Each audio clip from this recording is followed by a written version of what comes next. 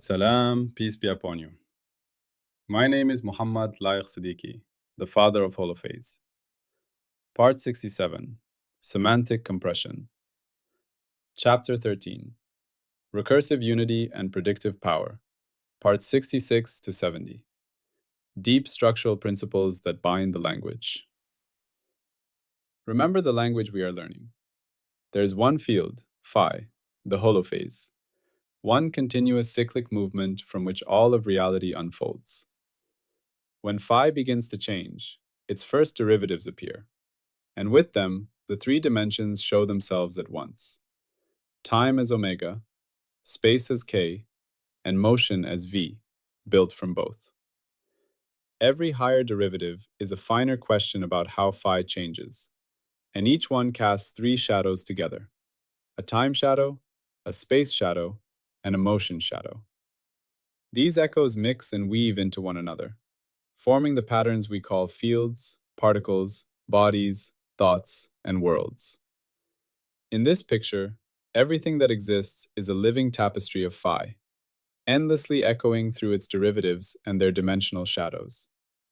Today, we listen to just one of those echoes. We have climbed a long way through Ep.7. We now see the master tree not as dead code, but as a living language that reality speaks. We know the core alphabet, phi and its first children, omega for time's rhythm, k for spatial texture, d phi for direct change, and v for motion born from the interplay of time and space.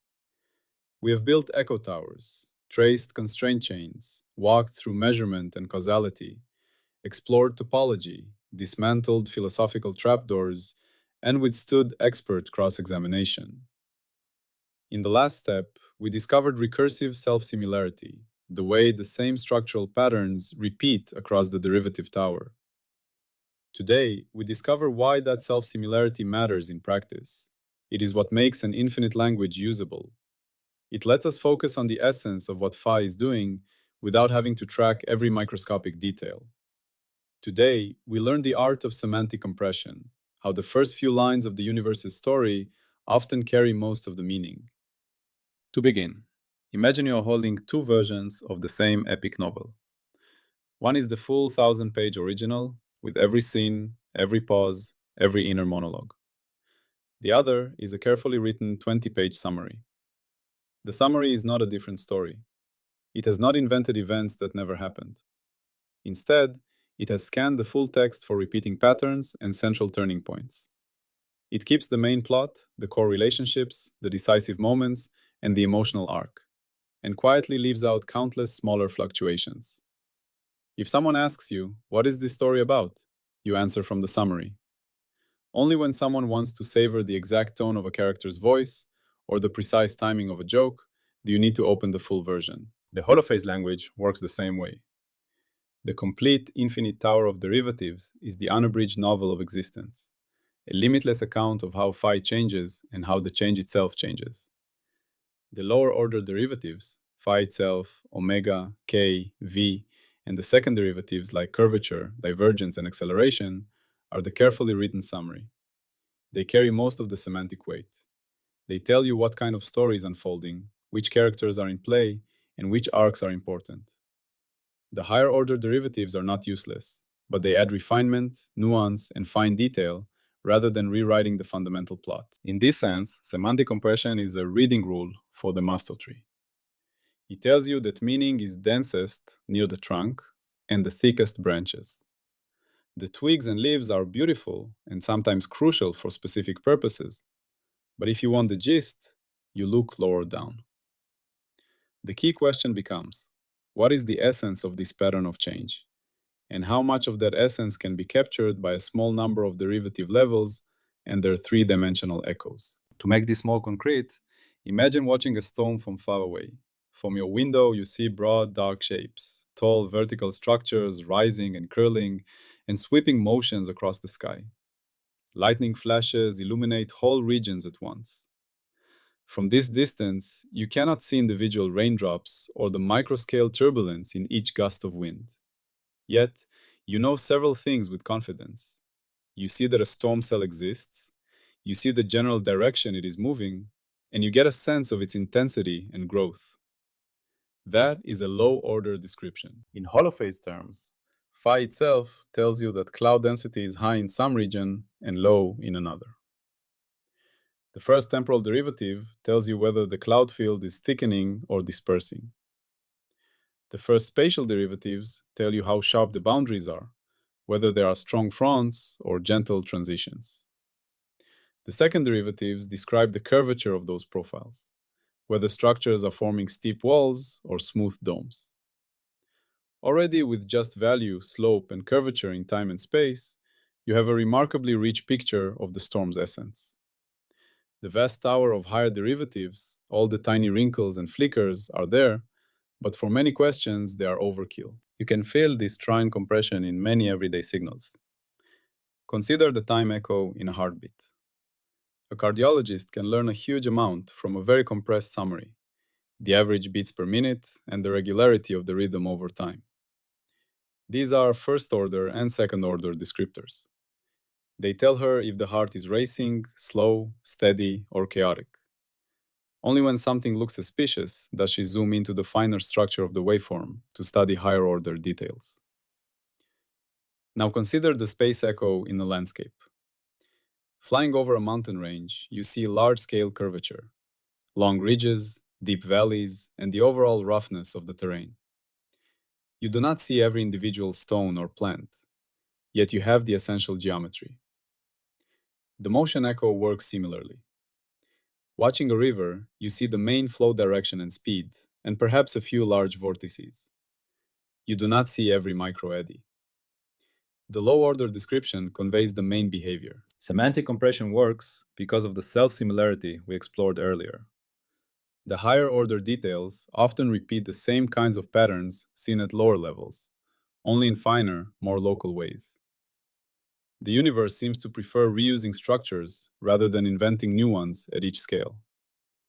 This means that once you have grasped the low-order relationships between derivatives, you already have a mental template for how higher-order derivatives will behave. They are elaborations of the same style of change. In science, we see this principle everywhere. Newton's law of gravitation, written in terms of positions, velocities, accelerations, and a simple inverse square law, gives you elliptical orbits and long-term stability of planets. General relativity adds higher-order curvature of spacetime and produces small corrections, like the precession of Mercury's perihelion and the bending of light near the Sun. The low-order summary carries almost the entire story of planetary motion. The higher-order framework refines and completes it. In bridge engineering, designers calculate bending moments, shear forces, and deflections primarily from second derivatives of displacement, that is, curvature along beams. These low-order derivatives already determine whether the bridge will sag, crack, or hold. Higher-order effects, such as microvibrations, material grain structure, or acoustic resonance, are important in fine-tuning, but they do not change the fundamental conclusion that a correctly calculated low-order model will stand. In biology, simple differential equations that track population size with its first-time derivative often reproduce the S-shaped growth of species in an environment. Births and deaths feed into a first derivative term, carrying capacity and limitations enter as a nonlinear correction, and you already see the pattern of initial exponential growth slowing into a plateau. The millions of individual animals, their unique lives and interactions, are compressed into a small set of low-order variables. This is not a dismissal of detail. Rather, it is the recognition that detail sits on a scaffold built by the lower levels. The Holophase framework makes this scaffold explicit. When you write a model in terms of a field phi and its lower derivatives, you are writing a compressed semantic summary of what a system is doing across time, space, and motion. There is always a trade-off between simplicity and accuracy. A very low-order model may be beautifully simple and intuitive, but fail in extreme regimes. A high-order model may capture every observable nuance, but become too complicated to interpret or compute.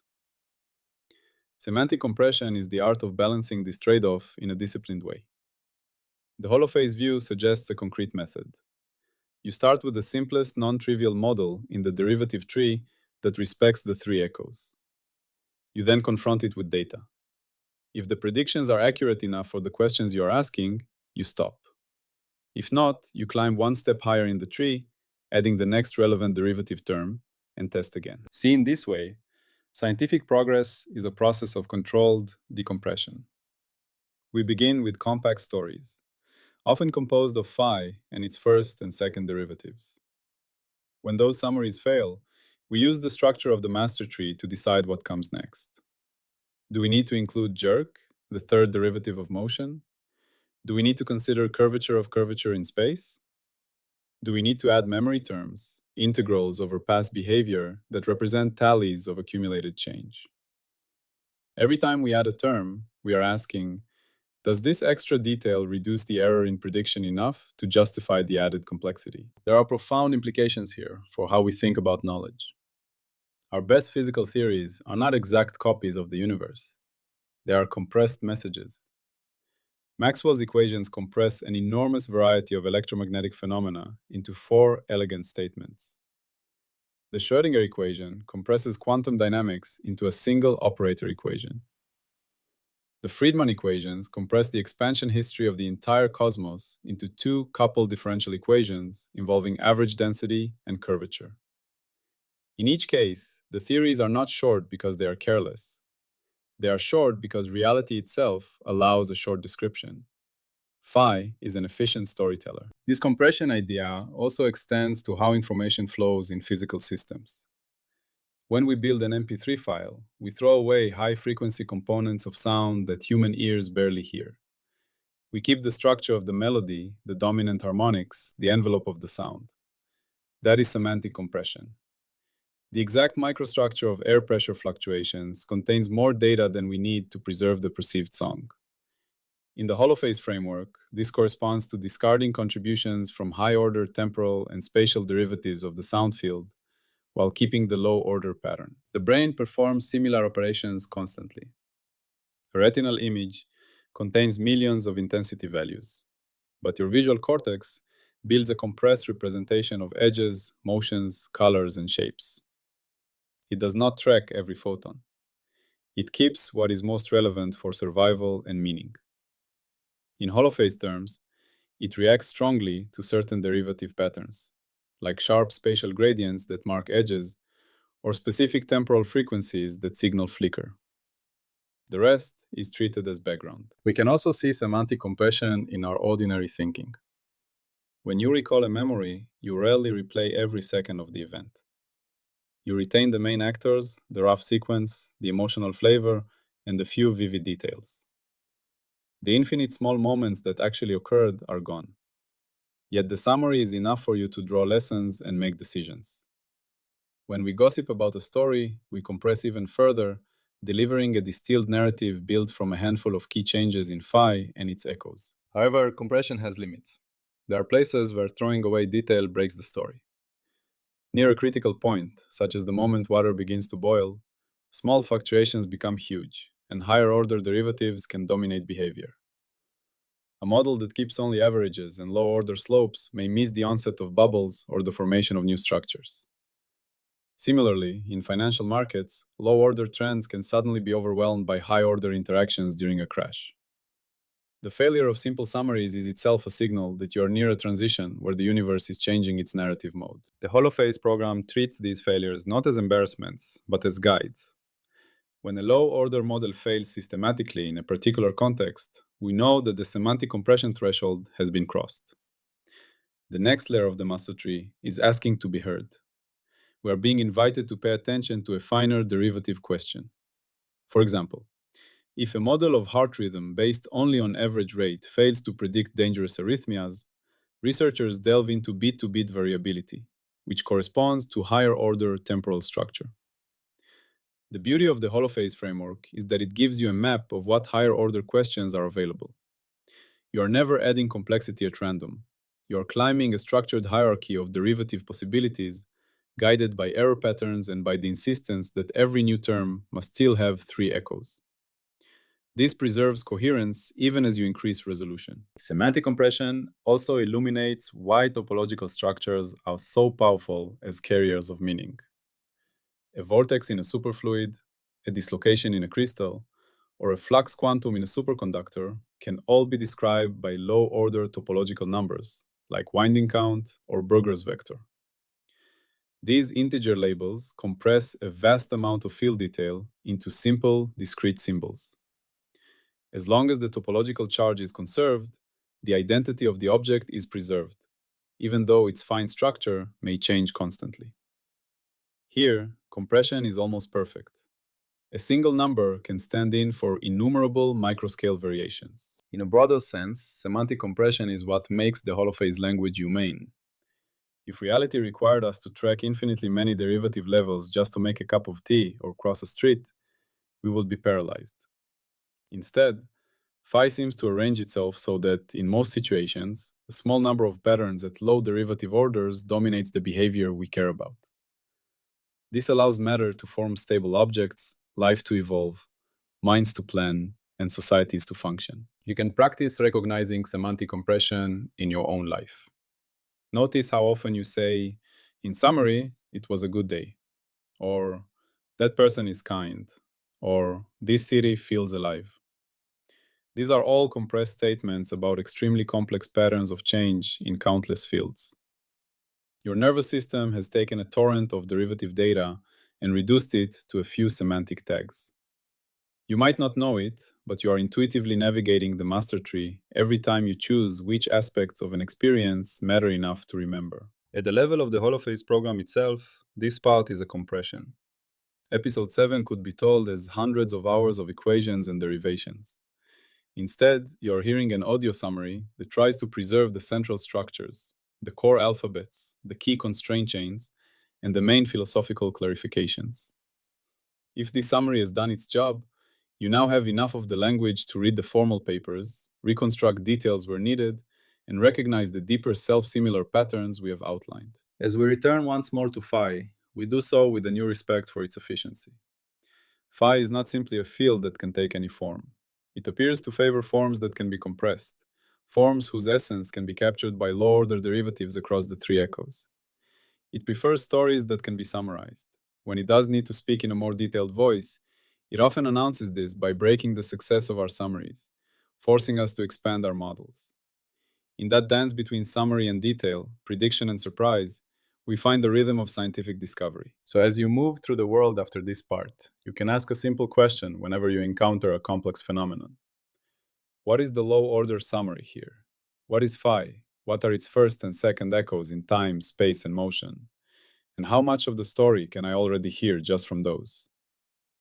And if the situation feels volatile, surprising, or on the edge of change, you can suspect that higher-order derivatives are rising to take the lead, and that the universe is opening a new chapter of its ever-expanding book. There is another way to appreciate semantic compression, by thinking about how we design instruments and experiments.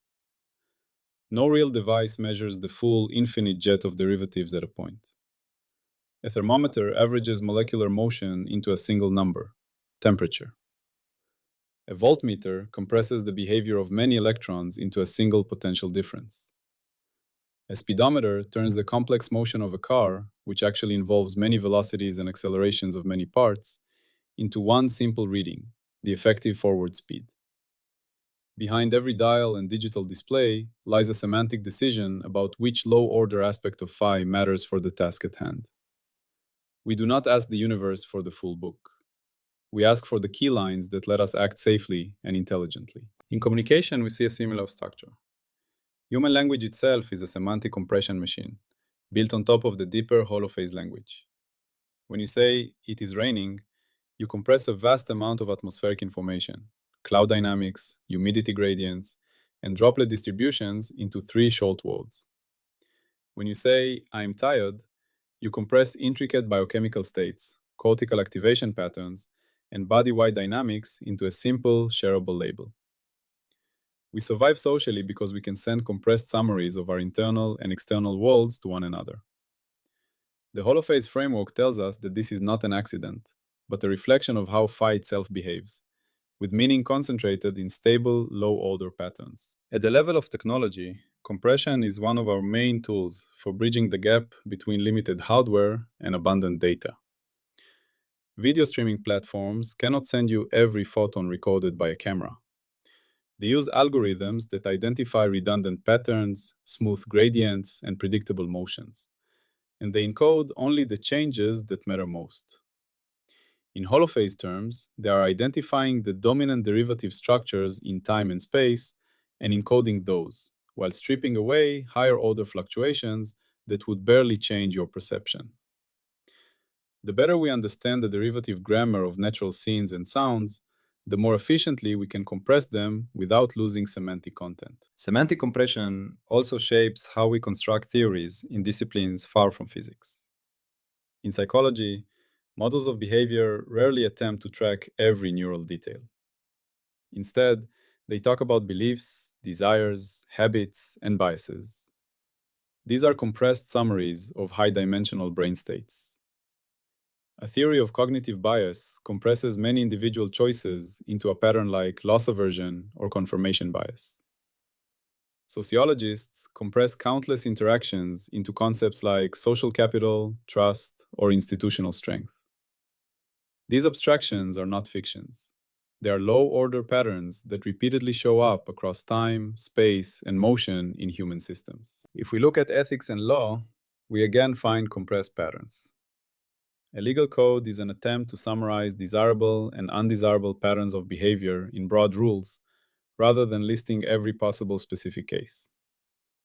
The principle "do not harm" compresses an enormous range of possible harmful derivatives of action. Courts and judges then deal with the higher order details when cases are ambiguous or fall near boundaries.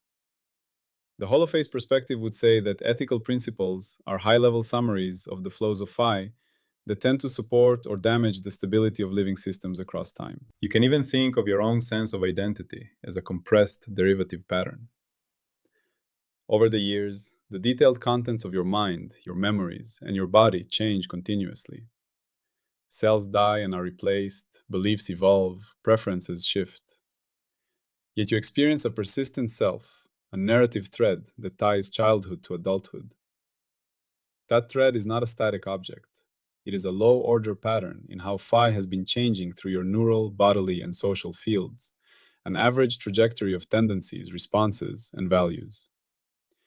When we say someone has changed deeply, we mean that this low-order pattern has itself shifted, not just that a few high-order details have rearranged. From a methodological standpoint, semantic compression is deeply tied to predictive power.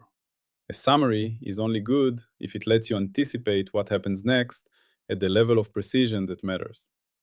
A weather forecast that says tomorrow there will be rain without giving exact drop sizes and turbulence maps is still highly useful because most of our actions depend only on the presence or absence of rain, not its full microscopic structure.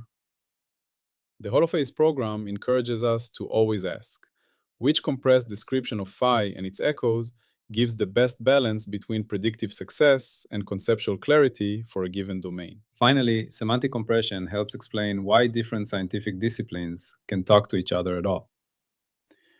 When a physicist, a biologist, and an economist collaborate, they do not try to merge all their high-order details. Instead, they look for shared low-order patterns, growth curves, feedback loops, threshold effects, and conserved tallies.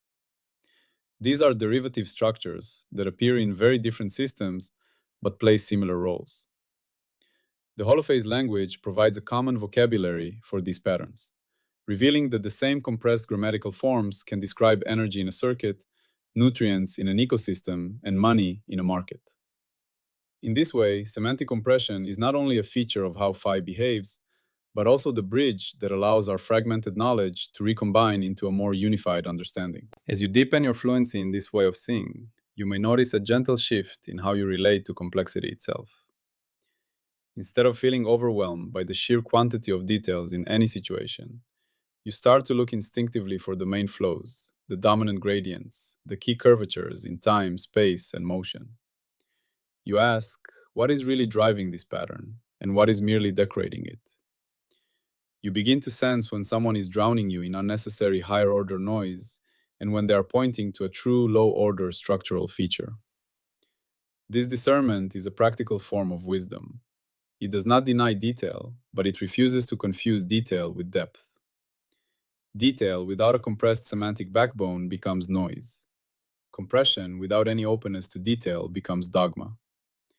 The holophase path is the middle way, where summary and nuance dance together in service of clearer understanding. In this light, semantic compression is also a moral and educational responsibility.